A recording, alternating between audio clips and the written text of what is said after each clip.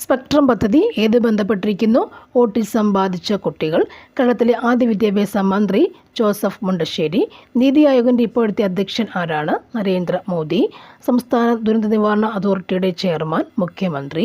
ചെറുകുടലിൻ്റെ ഏത് സവിശേഷത മൂലമാണ് ഭക്ഷണത്തിൻ്റെ ആഗിരണം പൂർണ്ണമായി നടപ്പാകുന്നത്?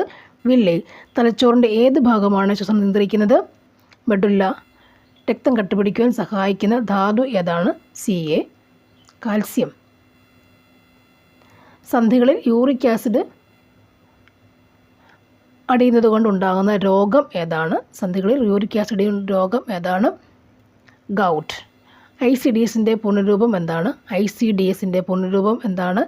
Integrated child development scheme. Integrated child development scheme. ELISA test ഏത് രോഗനിർണയത്തിന് വേണ്ടി ഉള്ളതാണ്? എയ്ഡ്സ്.